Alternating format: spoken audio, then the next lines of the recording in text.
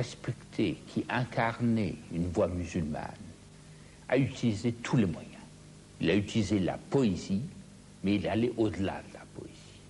Il voulait arriver à toucher chaque musulman. Il a utilisé tous les moyens qu'il avait à sa disposition. La musique, la danse, la pensée. C'est pourquoi les différentes classifications occidentales modernes n'opèrent pas pour Rumi. Rumi essayait de tout réunir dans une unité, le tawhid, et de l'offrir, et d'offrir son œuvre aux musulmans, et par les musulmans de faire un acte qui serait reçu par Dieu. Aujourd'hui, pour vous parler de Rumi, nous avons un être que je connais depuis de longues années, et autant que je me rappelle, elle se consacrait toujours à mieux faire connaître et l'islam et l'œuvre de Rumi, et l'islam par l'œuvre de Rumi. Il s'agit d'Eva de Vitré, qui porte en plus le nom musulman de Hajjat Awa, parce qu'elle était 2 fois en pèlerinage, et elle va parler de Rumi. Et nous avons également un frère, Rahmatullah, qui a déjà contribué sur la pensée d'Iqbal, professeur au Pakistan. Il est bien placé également pour nous parler du rayonnement de l'œuvre et de la pensée de Rumi dans le monde musulman. La première question, évidemment, que je poserai à Eva est bien entendu, qui était Rumi? Comment peut-on le situer? Jalaluddin Rumi, bon, je vais donc faire un esquisse très brève de sa biographie.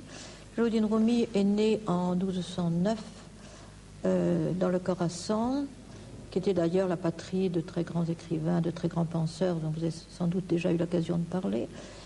Et il a dû fuir devant l'invasion mongole menaçante qui déferlait à ce moment-là sur le monde. Il a fui avec sa famille. Son père, qu'on appelait le sultan des savants, le sultan al-Ulama, était un très grand théologien, un très grand mystique, et il était le premier maître de Rumi.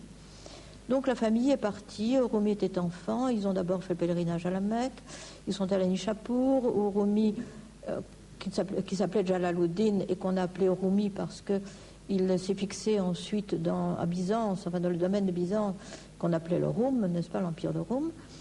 Et c'était un nom, vous savez qu'au Moyen-Âge, on donnait très souvent, enfin nous avons dans notre monde occidental, on disait Alain de Lille ou saint Thomas d'Aquin, etc.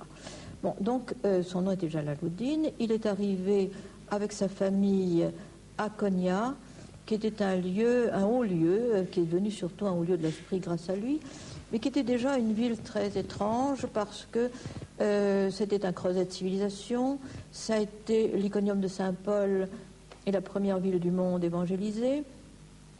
C'est devenu ensuite les cognets des croisés, et puis c'est devenu le Konya qui est devenu célèbre par le rayonnement de ce très grand esprit, de ce très grand mystique, de ce poète de la littérature, un des plus grands poètes de la littérature universelle, qui était donc Rumi. Donc ils sont arrivés, la famille est arrivée donc en fuyant cette invasion mongole, s'est installée là-bas. Rumi est devenu d'abord un jeune, il a succédé à son père dans une madrassée, dans une école de théologie que lui avait offerte le sultan Seljouk de l'époque. Et puis son père est mort et lui-même semblait destiné à avoir la vie d'un jeune maître un petit peu comme ceux de nos théologiens de la Sorbonne à la même époque, donc XIIIe siècle, quand une rencontre a bouleversé sa vie, l'a transformé, lui a fait... Il dit « Toute ma vie tient en quelques mots. J'ai été cru, j'ai été cuit, et maintenant j'ai été brûlé, et maintenant je suis consumé. » Cette rencontre, c'était celle d'un derviche errant du nom de Shams, auquel il a consacré un divan dont j'ai la joie de traduire un certain nombre de poèmes. Et là, à la suite de cette rencontre qui l'a complètement transformé, il est devenu un très très grand mystique, et il est devenu un très grand poète, et il a consacré tout le reste de sa vie à chanter cet amour divin qu'il avait découvert grâce à cette rencontre. L'amour divin est l'un des thèmes centraux de l'œuvre de Rumi. Cet amour, il a essayé de le faire partager par la poésie, mais aussi par la musique, par la danse. Il rappelait à chacun son origine d'être créé par Dieu, et peut-être, étant donné l'importance de la musique et de la danse dans l'œuvre de Rumi, peut-être Monsieur Rahmatullah, voudrait-il en dire quelques mots? C'est-à-dire, Rumi pensait que tous les chemins mènent à Dieu. Et lui, il a choisi celui de la danse et de la musique. Il explique le lien entre l'esthétique et la métaphysique et la raison qui attire l'homme religieusement conscient vers la musique par ces quelques lignes. Celui qui aime alimente son amour en prêtant l'oreille à la musique, car la musique lui remémore les joies de sa première union avec Dieu.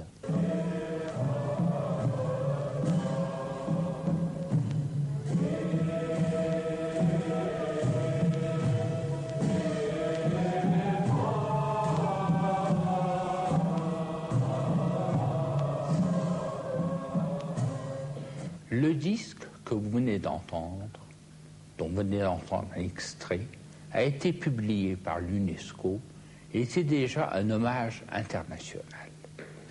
Et quand j'ai été envoyé dans le temps où j'appartenais encore à cette organisation pour faire venir les derviches à Paris, c'était l'époque du Théâtre des Nations, j'étais gêné et j'ai posé la question aux derviches.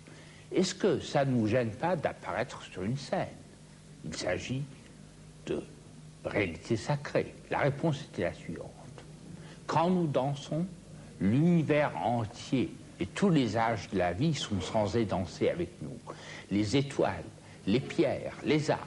Et même s'il ne restait qu'un seul d'entre nous à la fin des temps, il tournerait tout seul avec une main levée vers le ciel pour recevoir la bénédiction et l'autre main orientée vers la terre pour la répandre. Ils sont venus et tous ceux qui l'ont vu ont été frappés par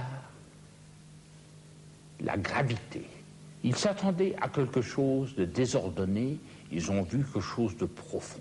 Cette universalité de Rumi, même pour le public non averti, représente l'un des aspects importants. Et je voudrais que dans cette dernière question, nous avons très peu de temps pour en parler, nous parlions de cette universalité. Pourquoi Rumi touche-t-il tous les êtres au monde et les atteint-il directement, musulmans ou non?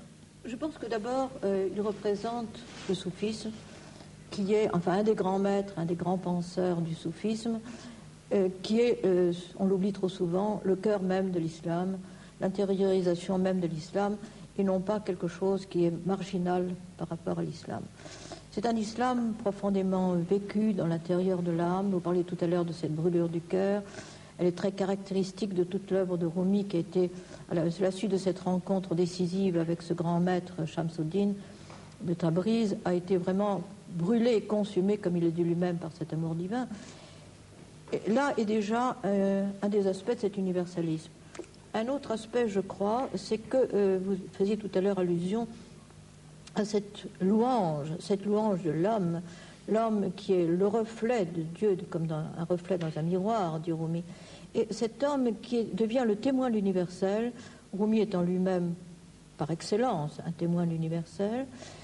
Vous savez qu'au XIIIe siècle, c'est-à-dire donc du temps de Saint-Louis en France, eh bien, Rumi parlait de la fission de l'atome comme un physicien de notre temps, disait que quand on couperait un atome, on nous trouverait un soleil et des planètes tournant autour, et qu'il fallait prendre garde, car de cet atome pouvait sortir un feu capable de brûler le monde. C'est donc une espèce de préscience extraordinaire sur à la fois la grandeur de l'univers, qui est à la fois les constellations et l'atome, avec l'homme qui est au centre de l'univers, nous dit Rumi, comme un isthme entre la lumière et l'obscurité, et qui doit être témoin de l'universel. En cela, Rumi est un témoin de l'universel. Il est aussi parce qu'il est un témoin de l'œcuménisme. Et je pense que là, dans ce message d'amour, je ne dirais pas de tolérance, qui a l'air toujours un petit peu réducteur, mais de fraternité avec tout ce qui vit, tout ce qui proclame la louange de Dieu dans l'univers, comme le dit le Coran, oiseau en étendant ses ailes et l'arbre en projetant son ombre. Eh bien, Rumi est aussi un chantre de tout ce qu'est l'amour divin, quelle que soit la religion qu'il incarne. C'est d'ailleurs ses disciples et ses compatriotes, ses concitoyens ne s'y sont pas trompés, car quand il est mort, sa dépouille a été accompagnée par toutes les communautés religieuses de Konya. Et je pense que là aussi, il y a un message pour notre temps, ce message d'amour qui dépasse toutes les différences, qui dépasse les divergences théologiques, sans les réduire et sans obnubiler leur spécificité, mais qui revient à ce qu'est l'essentiel et de l'homme et du monde, c'est-à-dire une louange cosmique, une louange de tout être adressé à Dieu.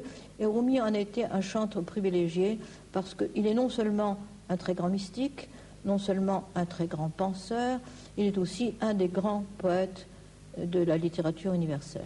Il est plusieurs voix dans l'islam.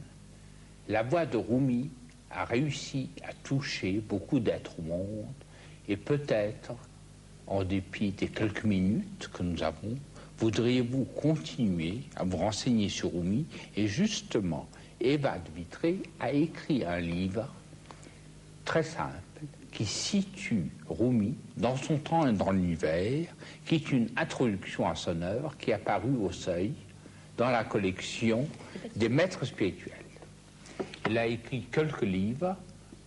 Parmi les nombreux qu'il a écrits, il y a les mystiques et la poésie en islam. D'autre part, aux éditions Klingsik, alors que le précédent était chez Desclés de Beaubert, il y a les autres mystiques qui ont été inspirés en grande partie par cette rencontre décisive de Shamseddin de Tabriz. Il y a aussi 2 livres plus faciles, quoique ces poèmes s'adressent à chaque être créé, qu'il soit musulman ou pas. Il y a le livre du dedans, qui a paru Simbad, et il y a un autre livre qui est de Sultan Walad sur les relations entre le maître et le disciple, qui n'est pas de Rumi, mais qui vous présente la pensée musulmane de Rumi.